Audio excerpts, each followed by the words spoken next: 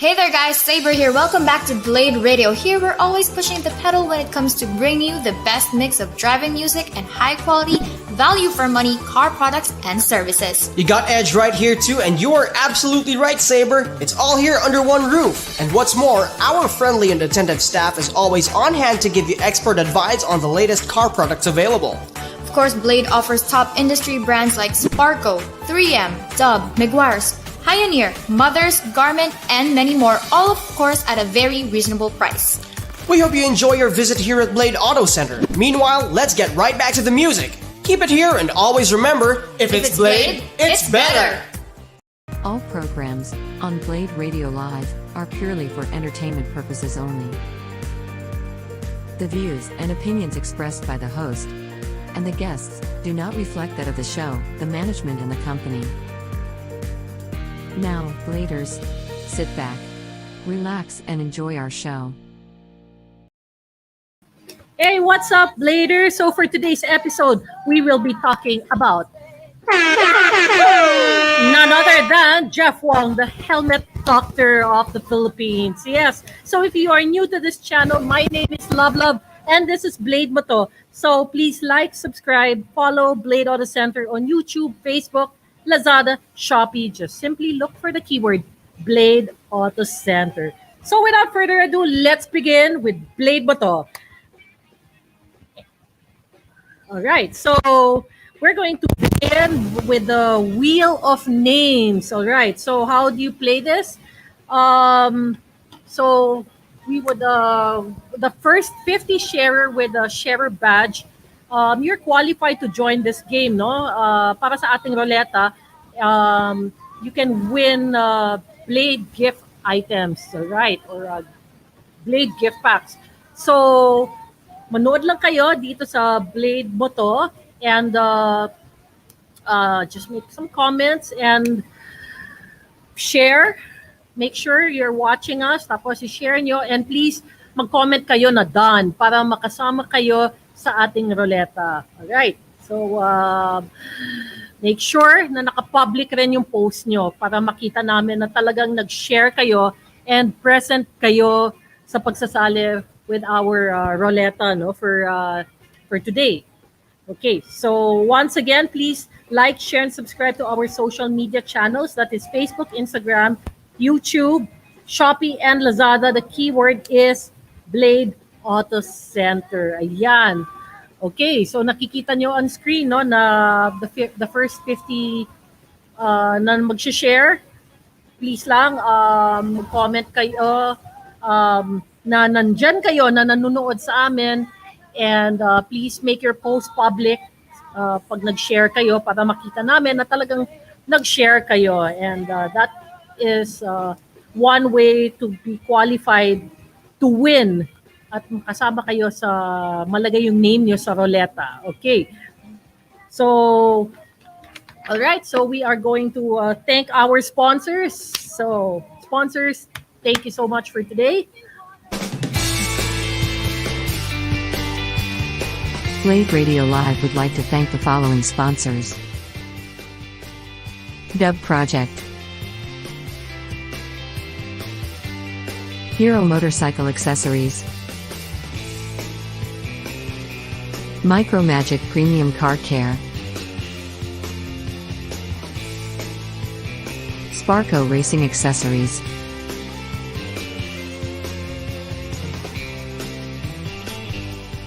Pioneer,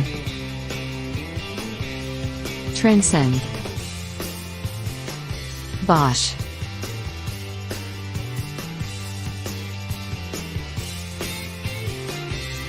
Pertua, Type S. If you like the programs at Blade Radio, please support our sponsors. And now, let's get back to our regular program.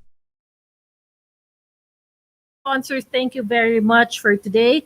And of course, I'd like to show our mga bladers natin, no, na ang price for para sa Wheel of Names today, ito yung Pertua t-shirt. And together with the Pertua face mask. Ayan. So, mapapanalunan nyo itong gift for today, courtesy of Pertua and of course Blade Auto Center.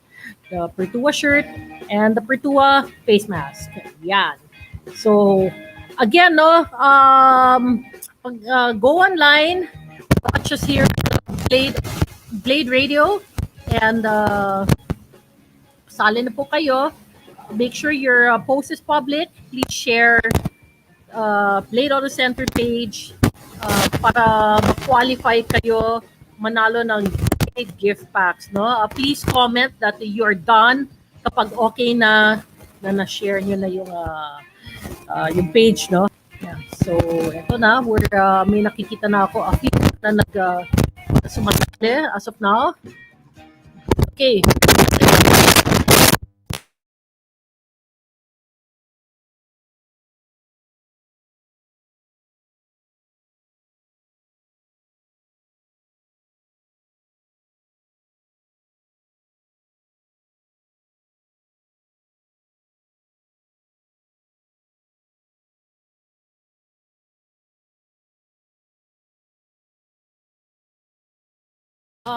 His or her contact details dito sa Blade Auto Center for claiming of prizes. Ayan. Okay, so kikita nyo ulit on screen the instructions how to join the contest for today. Okay, so maybe I can do a little shout outs before anything.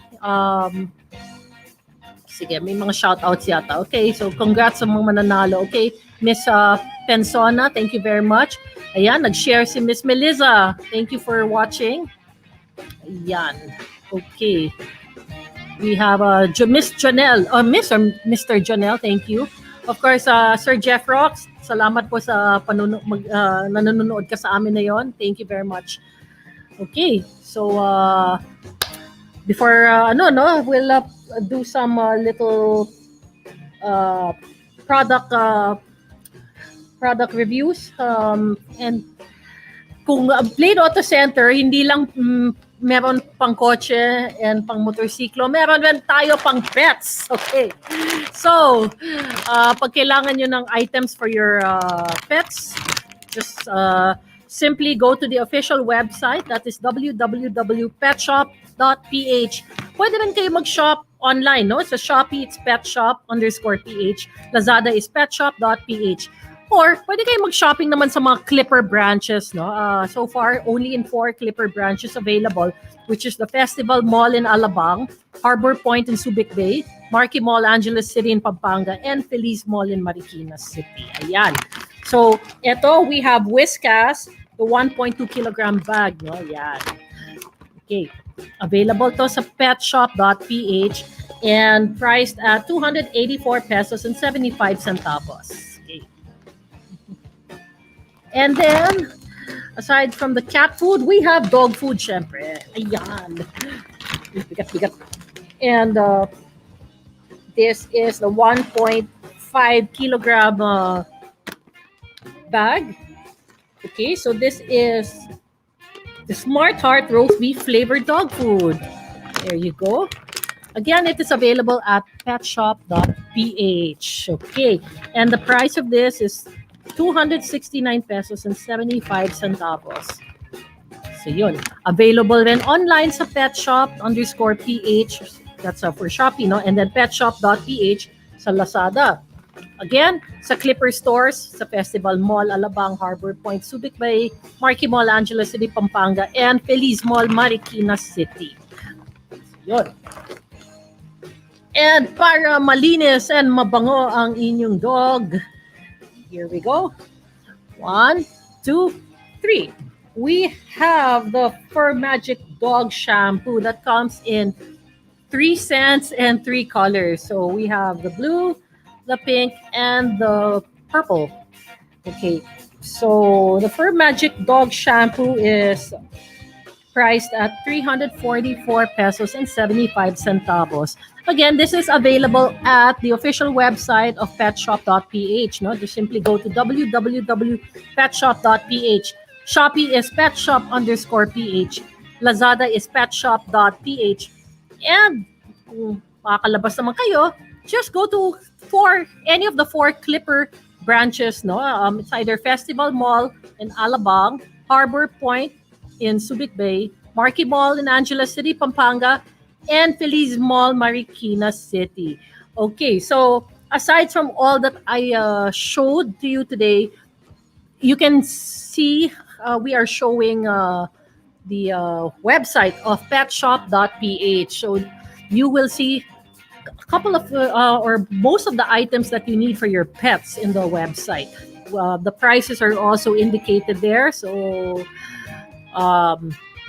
just visit the website and choose whatever you want. All right. So aside from cats and dogs, yes, we also have stuffies for your fishes and other aquatic creatures. We have also cages as well, no? So there's also for birds, hamsters, guinea pigs, yeah, dog, cats. I see a lot of course, they also have what do you call this? Stuffies for odor removal. Yeah. So there you have it. Okay, so the instructions on how to order it's in the website. So check out the website of petshop.ph. Great.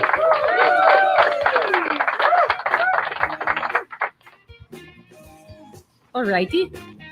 So so there are already a handful of people joining the Wheel of Names. Yeah. Again, the instructions is being shown right now. But basta first 50 na mag-share na dapat meron kayo yung sharer badge, qualified siya sa ating ruleta and the chance to win Blade gift packs. Kaya pag share na kayo, make sure your pag-share is public and mag-comment na po kayo na done pag okay na. Yan. So once na gano ka, para magparamdam naman kayo para masama kayo dito sa ating contest na to. Okay. So mukhang hoping that there's more kung mukhang madaling manalo yung mga today unless magdadagdag pa ng mga contestants. Okay, so for the meantime, let's watch the trailer of Good Times Bad. This is starring Hans Cabral, Jalgalang with the special participation of Akihiro Blanco and it is directed by Ara Baldonado. Panoorin natin ito. Big Bang. Doon daw nag-umpisa ang lahat sa isang pagsabog.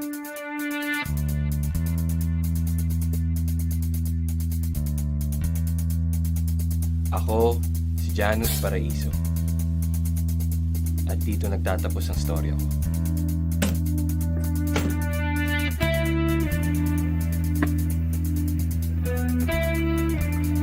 Black 2, Last 6. Ako si Jill De La Rosa. Paano ako napunta dito? Toolbox!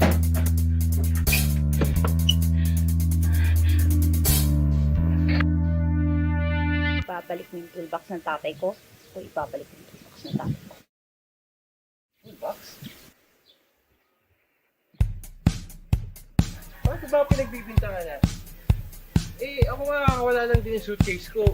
Mga kanina lang. Sa nanay ko pa yun. Andiyan lang siya, oh.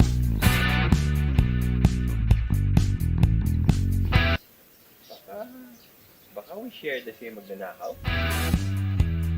Hindi ako kung sino yun.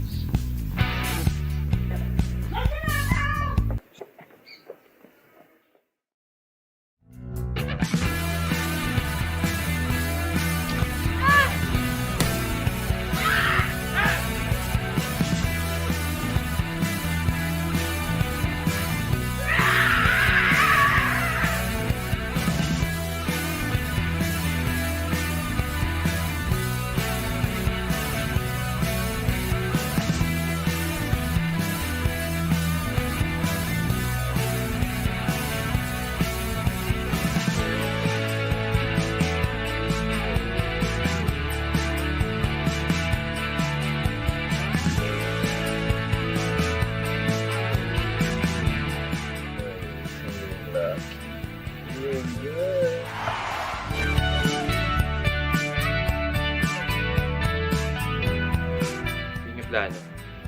Except yung last part. Bawal ano. Bawal. Focus. Focus.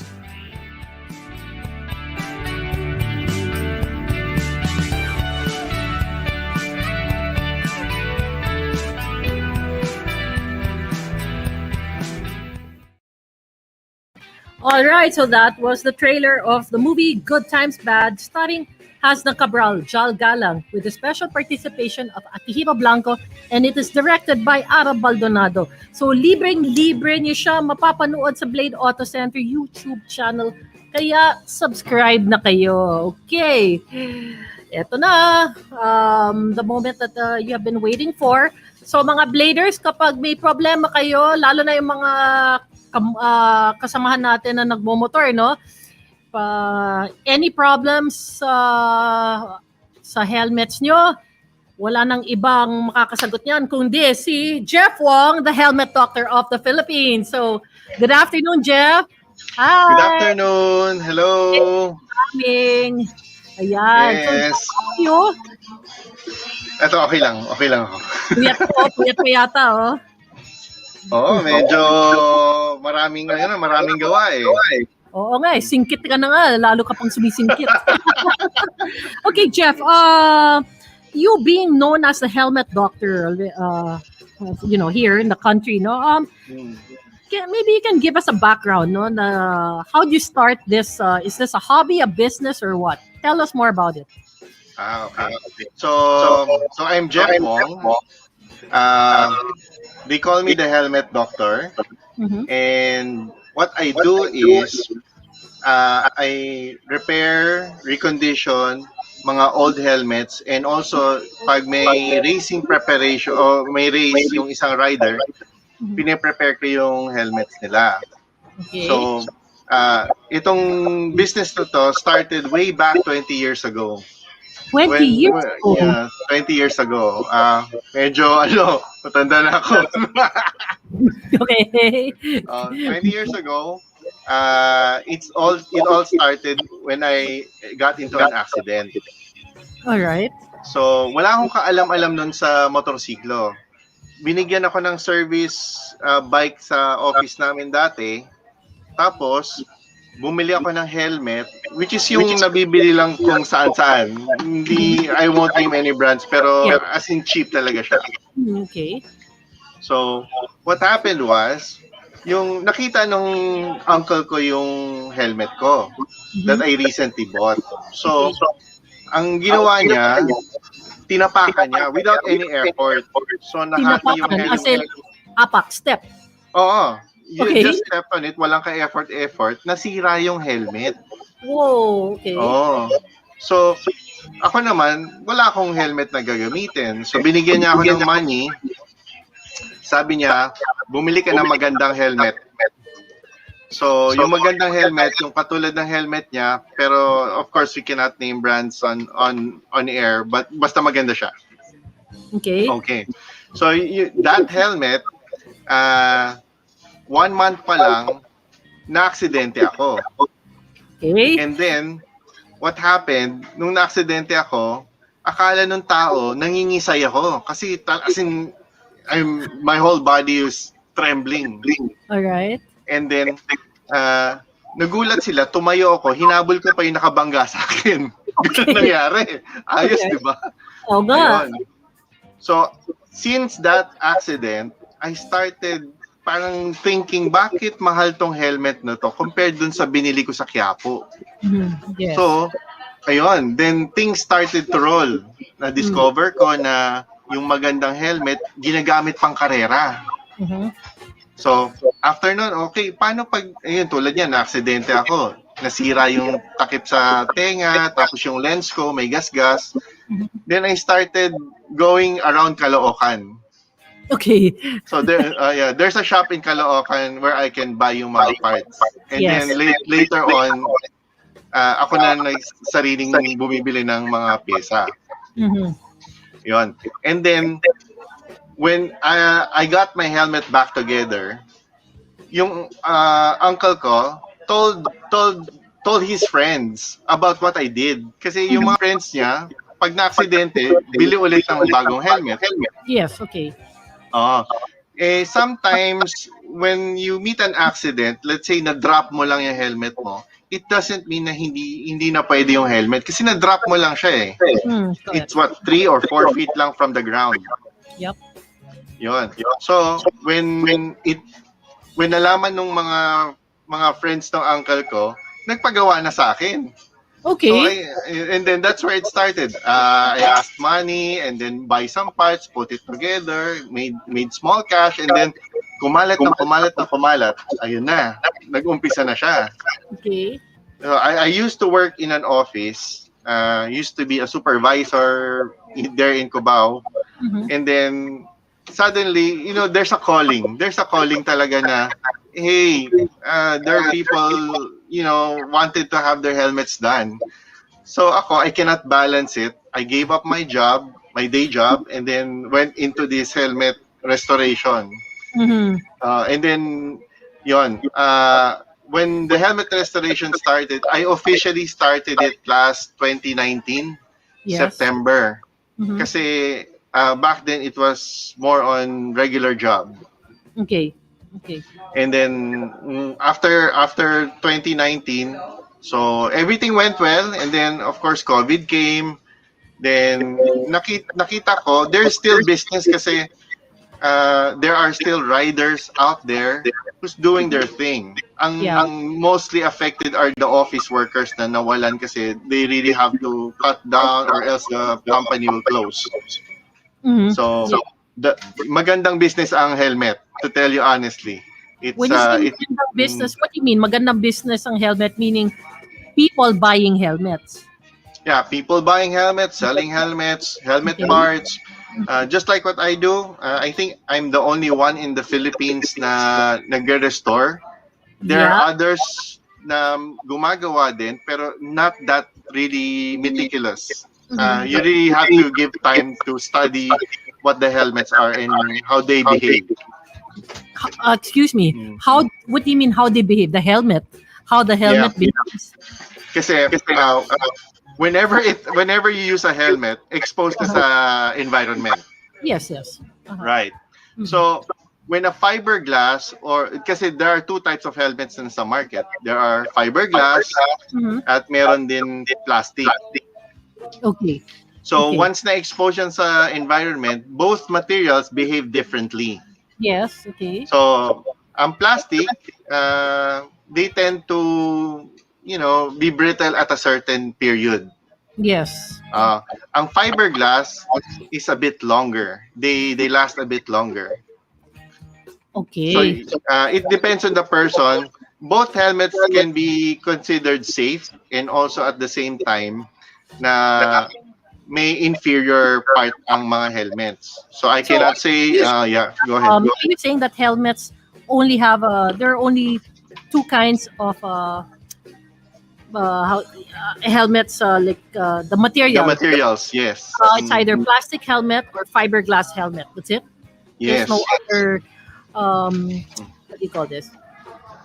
Other helmets. Kasi I'm sure you've heard of, or should I say, are the other brands claiming that, for example, carbon fiber helmets? Yes. Just some sort of a claim lang, or is it really carbon fiber? Okay. So let me clarify about carbon fiber. It originates in F1 technology. Okay. So all na-adapt lang kasi natin yung fiberglass and then the carbon fiber, the latest generation, kasi magaan siya. But what I can tell you, helmets that are done using carbon fiber has a mix of fiberglass. Okay. And here's the reason why. Whenever a carbon fiber hits a wall, it breaks apart. Okay, yeah. So no helmet is 100% carbon fiber. It has fiberglass in it. It cannot be pure carbon fiber. Okay. So yung palang noon, because because they, of course, parang the way carbon fiber helmets are being advertised is like as if it's really pure carbon fiber. So yes, the truth is here that it is not 100% carbon fiber pala. Yeah, it will be very dangerous if you put 100% carbon fiber. It will never be okay. Kaya pala. Or how about carbon Kevlar? Carbon Kevlar is good. It used for ballistics. So upon impact, yung shell integrity is there. That is a one good carbon Kevlar mixture. It's a little bit heavy on the carbon fiber, but not as heavy as the fiberglass. Okay, I see. So are you saying that having a carbon Kevlar helmet can is how do you call this? Will save a head more than the carbon fiber? All right. Everything is subjective. So carbon fiber helmets will have to go through a very strict standard like the Snell Foundation, Yes. SNI from Indonesia, DOT standards, ECE, and other standards out there for impact. Yeah. So what is the meaning? Ayan. Siguro marami dyan ng mga fellow riders natin and our bladers natin dyan na they might not understand that I think certain helmets have certain codes. I think written back, Yes. diba? Like yan, DOT. Certain certification. Yes. Can explain each Okay. the meaning of those initials. Yeah, just like this one over here. That's DOT, Department of Transportation. Yes. So, yeah, please explain. How does this go? okay. So, DOT standards, we adapted that from the Americans. So once you have that DOT sticker on your helmet, it passed the minimum requirement. That means that you could use it on the road for in that kind of that sticker that you have on your helmet. That's for motorcycle use. Okay. So that's considered standard safe for motorcycle use. Okay. And then we have other standards such as Snell. Snell, you can find it from other brands, high-end brands, normally Japanese brand helmets. Some of them you can see on the MotoGP races. Yes. So those standards can withstand a higher degree of impact if you have those kind of standards. But it doesn't mean that if you have DOT or ECE that the helmet is inferior. It only means that it had passed minimum requirement safety standards of the country. Okay. How about I think there's another code. No? I think wait, is it DOT, Snell? Is it ECE? Yeah. What's that? ECE. You find them in European countries. These standards must pass ECE requirement, and then you'll notice that your helmet is European standard, which means that the strap that you have has two safety features. One is you have the quick snap on, and the other one is a double D ring. Yes. But some of them, to make it more simple, the quick release locking mechanism is ECE standard. Okay. If you have that, you can use it on the road. And the That's double ECE. and the double D ring supposed to be Okay, double D ring is adapted from the races. So coming from race, it's not only for the race cars or race bikes. It's now on the commercial side. You can use it privately or on the road, public roads. So it's just an adapted technology coming from the races. I see. But in your own opinion, which would be better for you? The easy, what do you call them? The easy snap-on or the double D type? Okay, whenever you use a helmet, the quick release is more convenient. I can tell you, it's really convenient. It's just and then release. Yeah. And then if you have double D ring, you have to unwind it and then remove it. So for convenience, I'd go for the quick release. Okay. But for the double D ring, I think I would use it more often on long rides or really aggressive riding. That's Yes. for my own opinion. That's better than the quick release. But for, let's say, I'm just going to go to a grocery store, Mm-hmm. I would use the quick release. It's more convenient. It's more practical. Yeah. And Mhm. of course, there are different kinds of helmets, diba, Jeff? Like for Mm. example, full face, um, open face. I mean, like perhaps you Mm. can explain the difference. Now, what All is right. or the full face, modular, open Mm. face. I don't know if open face and half face are one and the Okay. same, diba? Or and then the salad bowl helmets, diba? That's what we call brain bucket, yung mga Ayun. salad bowl. Okay. So, Okay, so let's start with the full face. mhm. So the full face helmet, it covers your face up, of course, with the jaw. Okay. So ang matitira lang is your line of sight, this Mhm. part. Yeah. And it's a better choice if you are riding aggressively, slow, whatever. It's an all-arounder. Mhm. Ang open face, or we don't call it half face, it's open face. Uh-huh. The shell is up to here, Yeah, yeah, yeah. so that's an open face. Pero yeah, uh, pero ito pa yung face. yes, tama. And then I recommend for it to use in city limits only, kasi you have an open jaw. Anything that is open, it will hit you anywhere here, you'll be knocked out, Yeah. or it can be fatal kasi it's the jaw. It's something that's exposed. Yeah. Yan. So safety wise, okay naman pang city, pero pag pang highway, I do not recommend for you to use open face. And Yon. how about the salad bowl? Okay, salad bowl or brain bucket. Normally these are used with Harley Davidson riders. Yeah. They don't okay, I don't want to don't quote me on this, but at least I can tell you why it's not really safe. Mhm. First things first, the shell, whether it's fiberglass, carbon, Kevlar, or whatever, or even the hardest thing on earth, and it only covers this part of your head, Mhm. this part, and all the parts of your head are exposed. Whenever you hit a hard object, anywhere here, your face, your ear, at the back of your head, you're more likely go to sleep, or you'll be dead, brain dead. Yeah, yeah, that's right. Kasi it's exposed eh. And then this Also, part is yun the lang only nga, parts yun yata protected. ang style for ano eh, I think mostly for cruiser mga biker riders no who are into cruiser Yeah. bikes. So I So guess it's more of like a lifestyle. It doesn't really have that full protection of your head. It's a Mhm. lifestyle, regardless if I'm a scientist or not, because the only protected area is this part. right. Nothing more. That's Oo. it.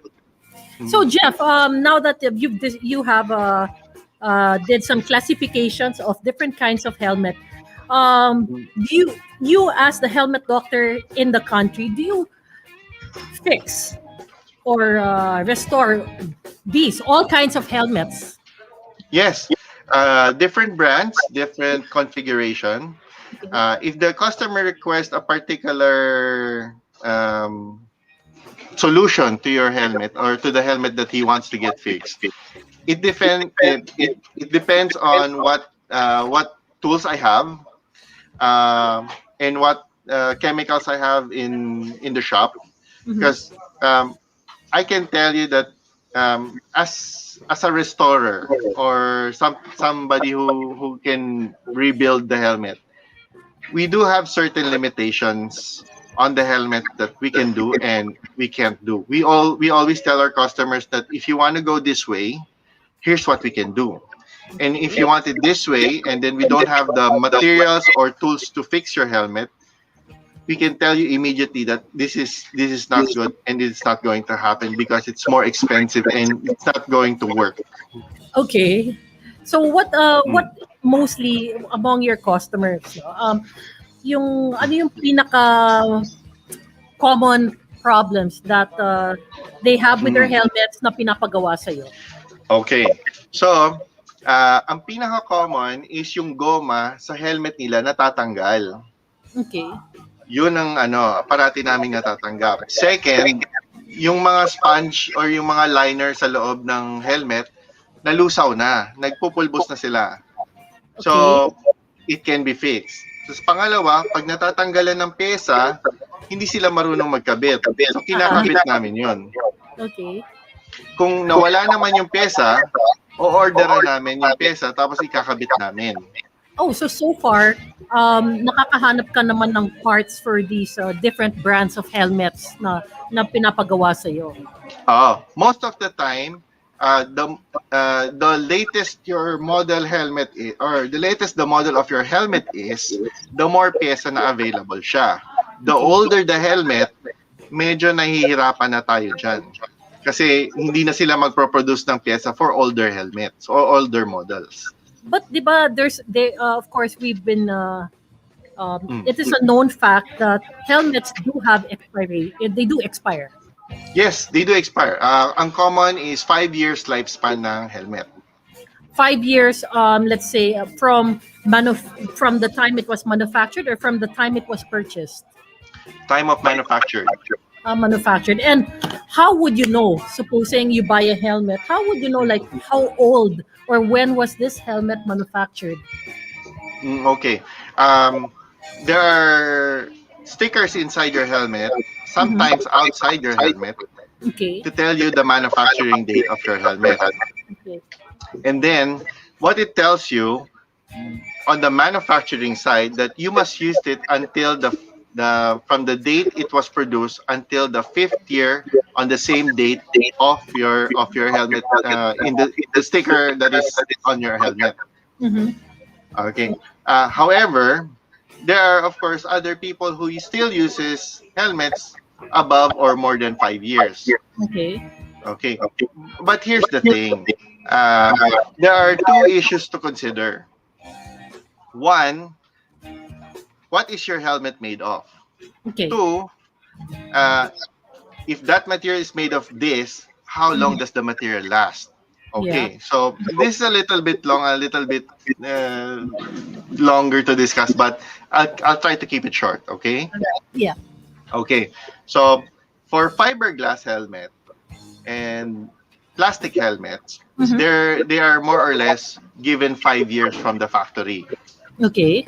So let's talk about fiberglass. So fiberglass, when you expose the fiberglass under the sun, even extreme heat, like the ones in Dubai or other Arab nation na talagang mainit, Yeah. the fiberglass outer shell is destroyed.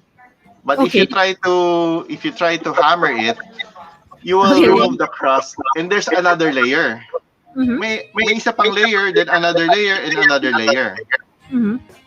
So a fiberglass helmet, although the factory will tell you 5 years, the fact that the fiberglass life is more than 5 years, it will give you an idea that the shell will last longer. Okay. The next question will be, the styrofoam inside, does it last 5 years? So that's another scientific study that you have to consider kung 5 years lang talaga siya. Right. Okay. And then we talk about the plastic. Okay. So we know that the plastic will last probably 100 years. Okay. Right? Estimate lang yun, 100 years, plastic. But the plastic has a single layer. Okay. So when you expose it under the sun, it has only a single protection and single life it could save. So it doesn't mean that all plastic helmets are bad. It only means that your plastic helmet can protect you for one-time use only. Okay. That's as far as my opinion and what I can see under the public. Whenever I see on the news, somebody got crashed and then they survive, and then their helmet gets cracked in the middle or somewhere, and then it's in pieces. Yeah.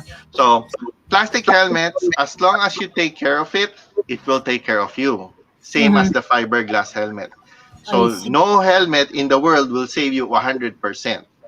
At least you know the idea that a fiberglass lasts longer than a plastic helmet. Yeah. Okay. And Jeff, there are some shout outs or inquiries for you. We shout So, out. meron. Oh, yeah. Actually, more fun. That's an inquiry.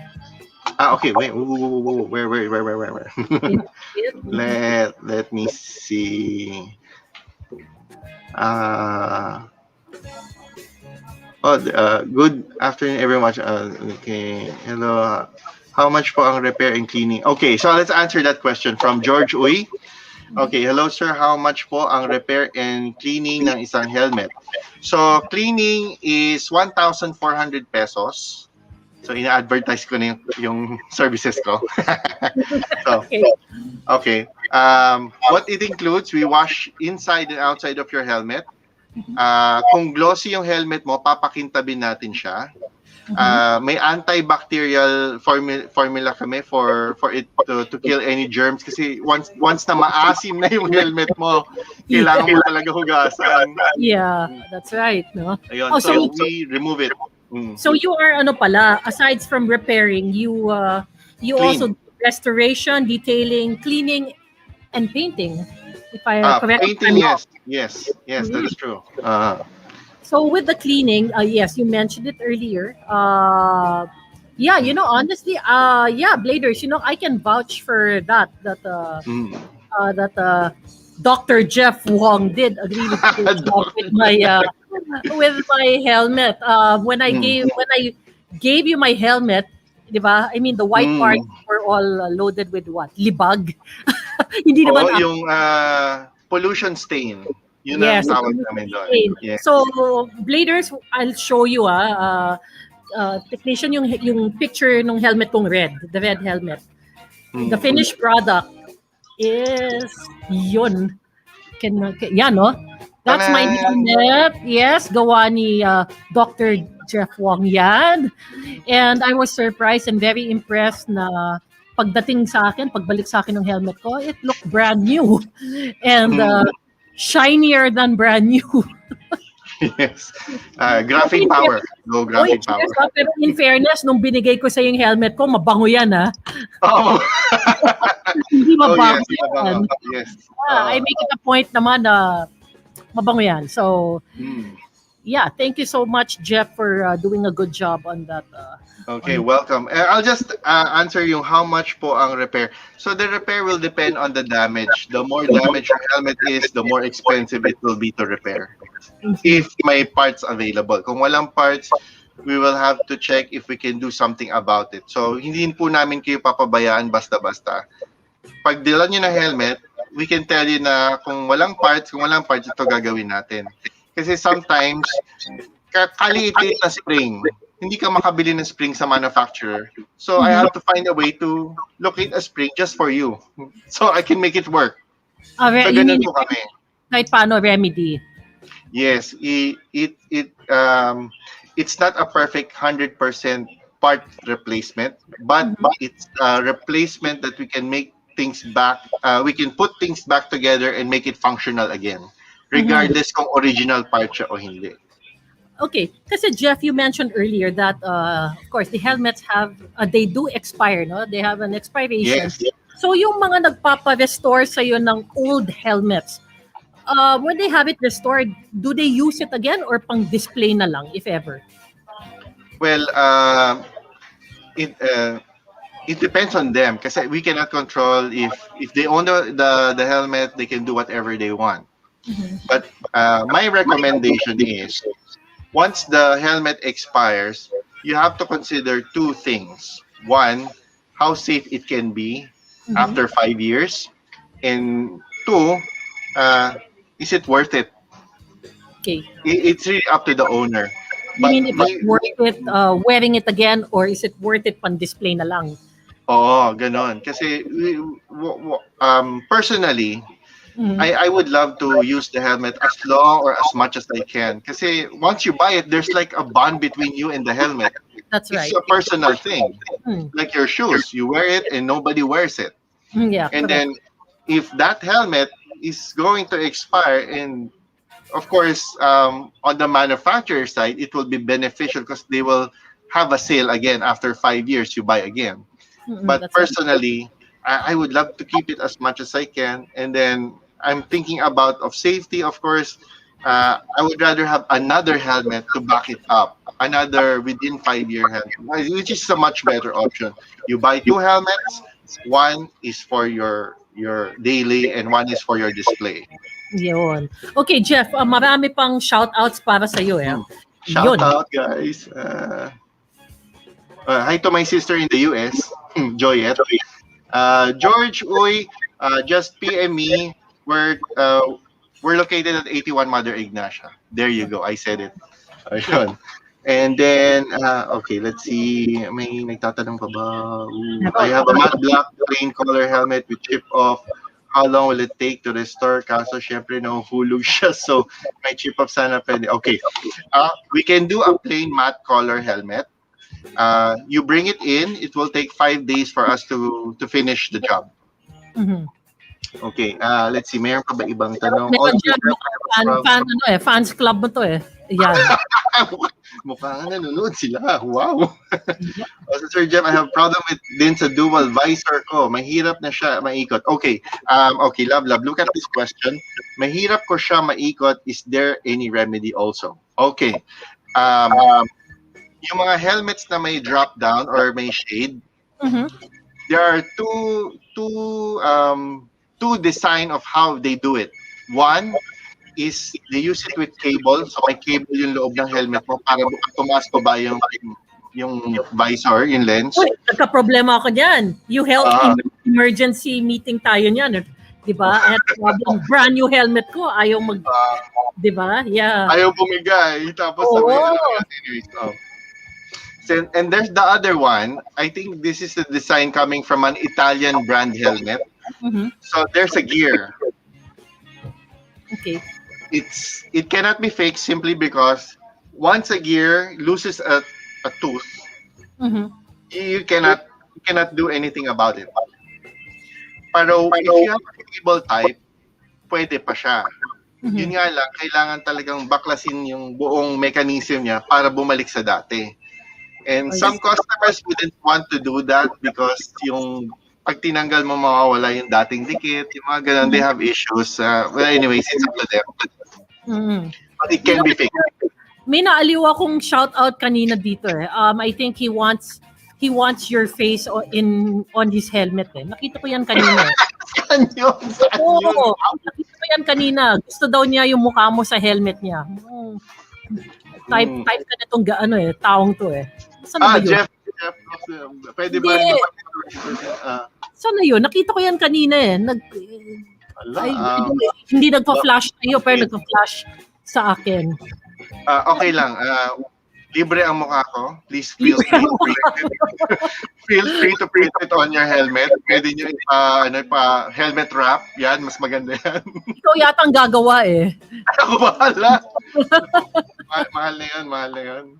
I swear, nag-flash kanina dito sa akin. Sayang. Ang natawa talaga, pinipili ko lang yung tawa ko kanina pa eh. Ito yata, yan, nakita ko na. Yung magpapapintura ng personalized picture niya. Ayun. Alright, pwede. Anytime. Anong gusto mo? As in, nakaahit o may balbasarado? Depende sa'yo. Pwede. Okay ka rin, ha? Hindi, habang... And, saya dito. enjoy ka, ha? Let's see. Let's find more. Sige nga, siguro technician, pakita nga natin ng mga pictures nung ni Dr. Jeff Wong, no? Yung mga pinaggagawa niya sa mga helmets. I know maraming... Ayan, sige. Makikita nyo, sige, go ahead. Just show it to them. Okay. Ito, mukhang, to? Yung mga natanggal ng what's this? Yung rubber. Oo. How come mukhang inaamag yan? Ayan. Wait lang natin yung picture. Nag-load pa siya. So, ayan. Okay. So, ito yung isa sa mga cases na natanggap namin. Hindi alam nung customer kung paano gamitin ang super glue. So, if you notice, dikit siya ng dikit, ayaw dumikit ng goma. So, doon papasok yung services namin. Kasi, whenever you put super glue, kahit anong brand pa yan, hindi siya didikit pag madumi. Okay. Yan. Ganyan ang magiging itsura. Hindi So, ba nakakasira rin ng paint if you use those super glues sa yes, helmet? that's true.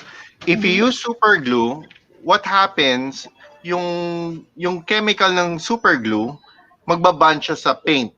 Mhm. And then, if you try to remove it, sasama yung paint.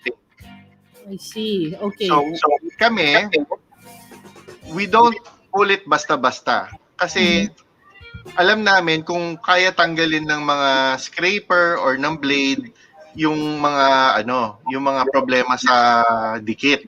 Mhm. Pag hindi na kaya, we do two process. One is mechanical removal, which is gagamit kami ng scraper. Mhm. Yes. Pangalawa is chemical removal. Gagamit kami ng nano-acrylate, parang pampatunaw. I forgot what the chemical is. Pero tinutunaw niya yung super glue to the Okay. point na pwede mo na siyang, kahit tissue paper, pwede mo na siyang tanggalin. Pero yung So, super glue ba, okay rin ba siya para sa rubber nung helmet? For adhesion purposes, yes. Pero for, let's say, impact protection, we do not put it on the lower side kasi yung lower side yung absorb ng impact eh. Mhm. Okay. Kung saan lang siya dinidikit. Tao, kung hindi super glue ginagamit, nakita ko, no, I've witnessed some people using rugby on them. Yeah. Okay. About rugby, normally makikita mo siya sa shoes. Sa shoes siya ginagamit. Yeah.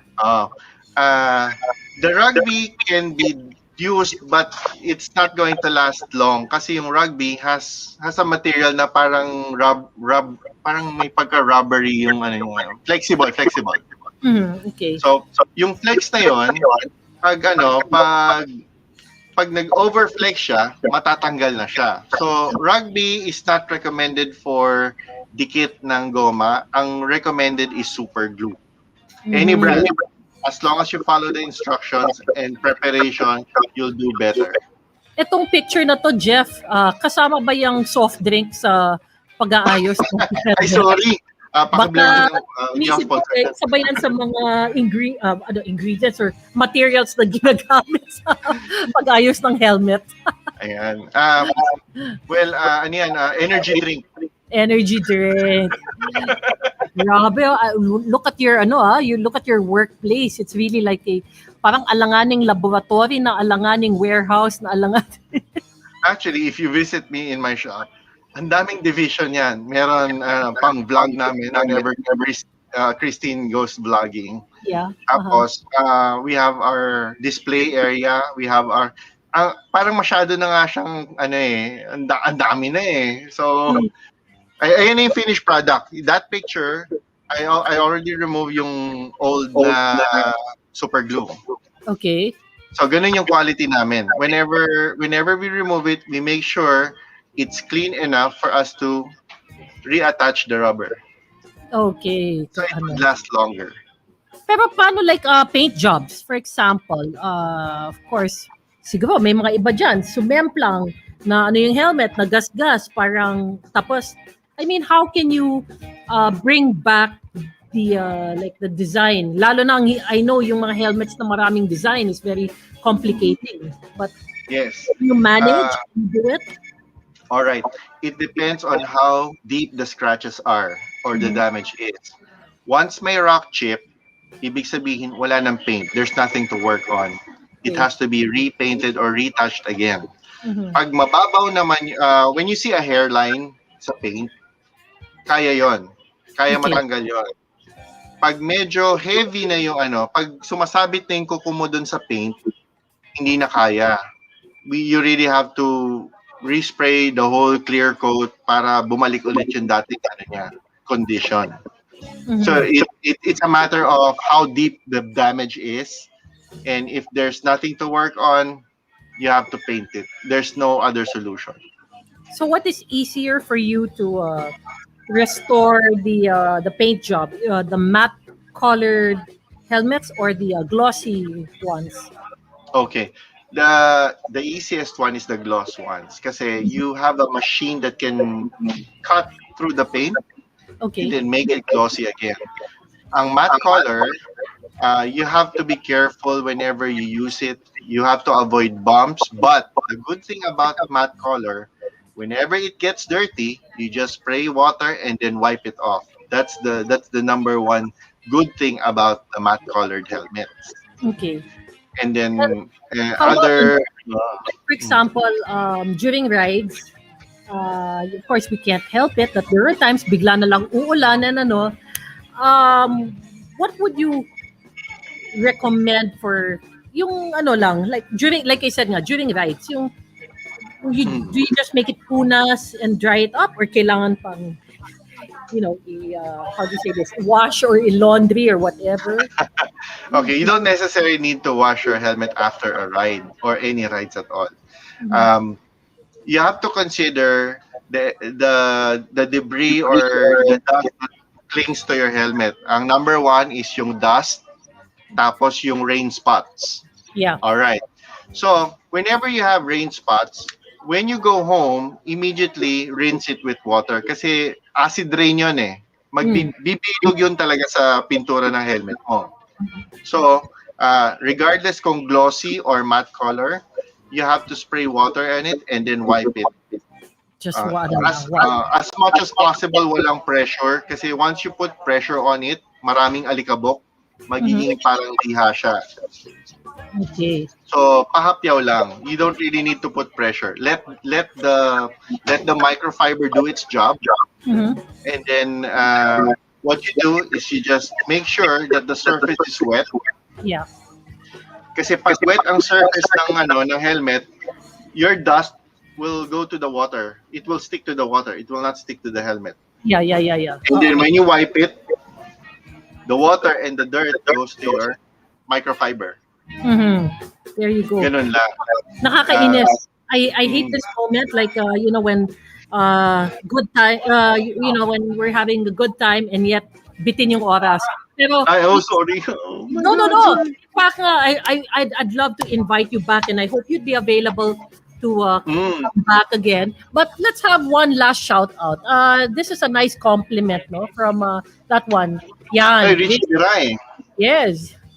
That's a very nice shout Shout from out, Richie Biray. Kamusta? Has always been a helmet repair go-to for years now. Very generous, helpful. Thank you. This guy is highly recommended. More power to you. Pa-shout out. Salamat, Richie Biray. Okay, for other inquiries, no, I see still a lot of inquiries here in where I'm looking at. So just in case lang that they have issues and problems with their helmet, Jeff, how can they get in touch with you? Okay. You can message us on the Helmet Therapy. That's our Facebook account. And if nobody's responding there, or let's say medyo busy, you could PM me at Jeff Wong Helmet. I'm always on Facebook, so almost 24 hours a day ako doon. Alam ko. Grabe po yan. So you can easily find me in Facebook. Just type Jeff Wong and then you'll see the helmet and me, and you already know it's me. Yeah, you guys can't miss it. Just type Jeff Wong. Panay helmets ang makikita nyo. More of the helmets. Sasawa kayo doon sa helmet. Yes, and he's actually not kidding that he's almost online for almost 24 hours. I don't even know if he sleeps. Kaya nga sabi ko kanina masingkit pa na yun eh.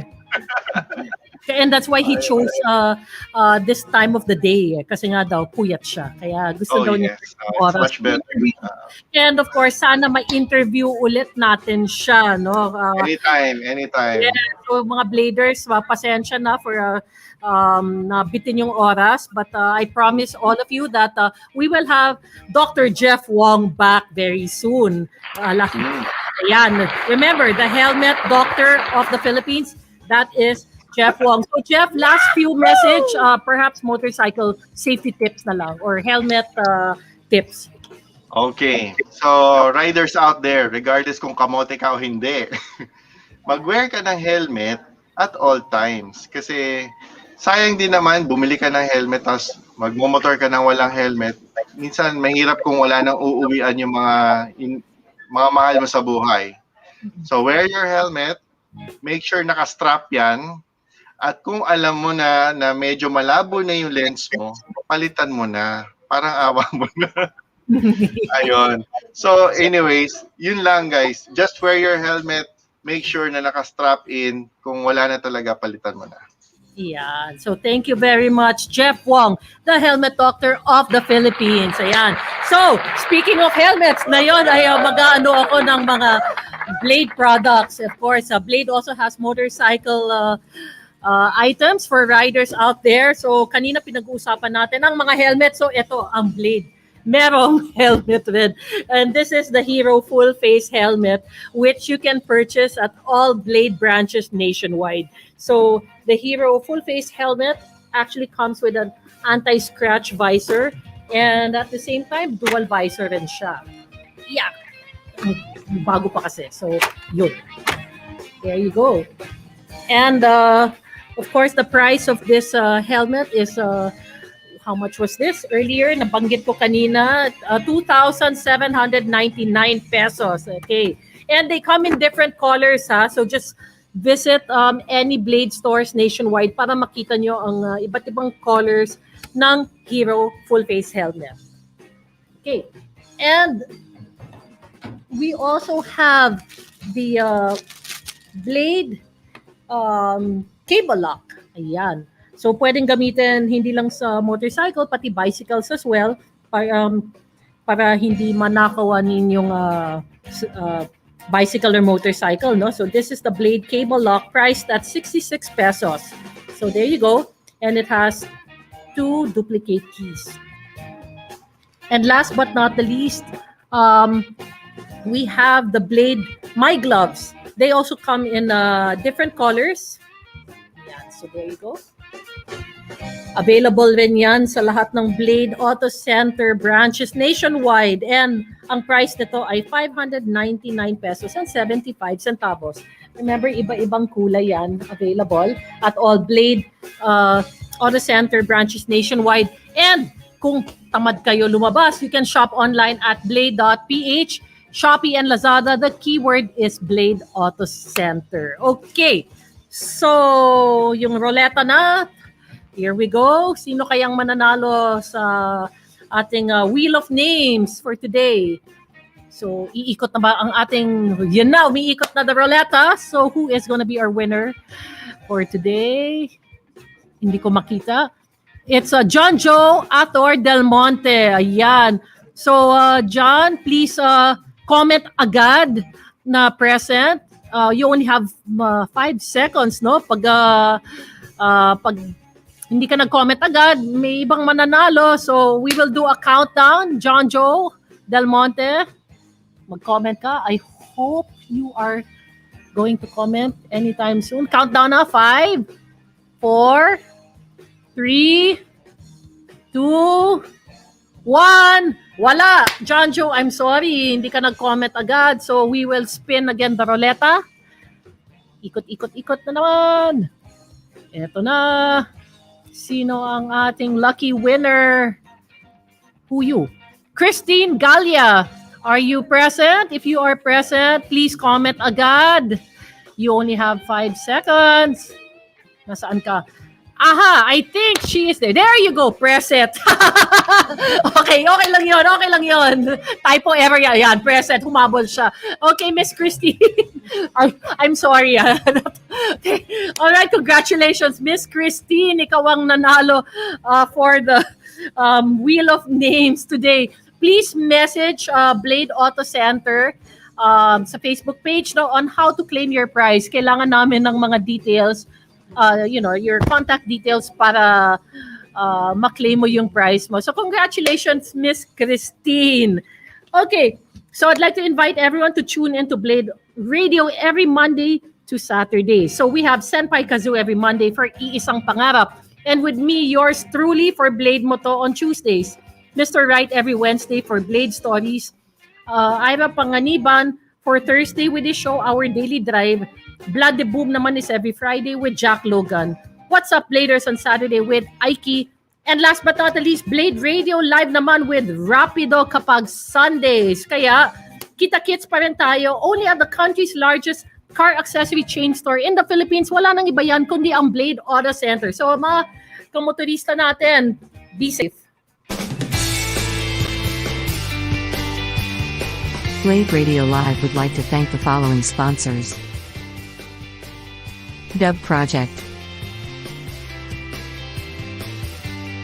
Hero Motorcycle Accessories, Micromagic Premium Car Care, Sparco Racing Accessories,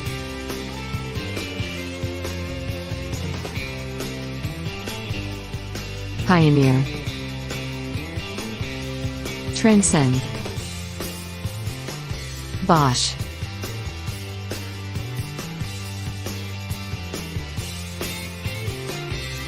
Virtua,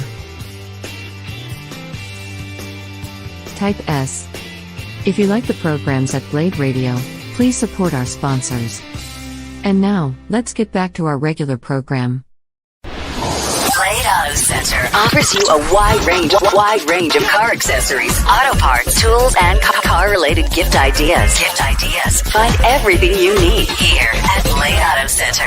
You're tuned in to Blade Radio.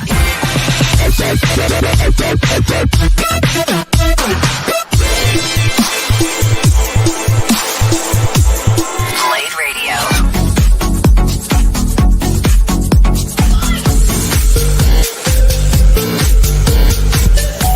Here at Blade Auto Center, we always put our customers first. We know our parts and products, and we've got the best merchandise at the right price. This is Blade Radio.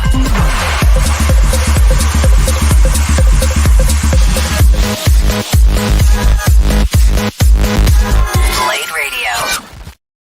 Hey there guys, Saber here. Welcome back to Blade Radio. Here we're always pushing the pedal when it comes to bringing you the best mix of driving music and high quality, value for money car products and services. You got Edge right here too, and you are absolutely right, Saber. It's all here under one roof. And what's more, our friendly and attentive staff is always on hand to give you expert advice on the latest car products available. Of course, Blade offers top industry brands like Sparco, 3M, Dub, Meguiar's, Pioneer, Mothers, Garment, and many more, all of course at a very reasonable price. We hope you enjoy your visit here at Blade Auto Center. Meanwhile, let's get right back to the music. Keep it here and always remember, if it's Blade, it's better.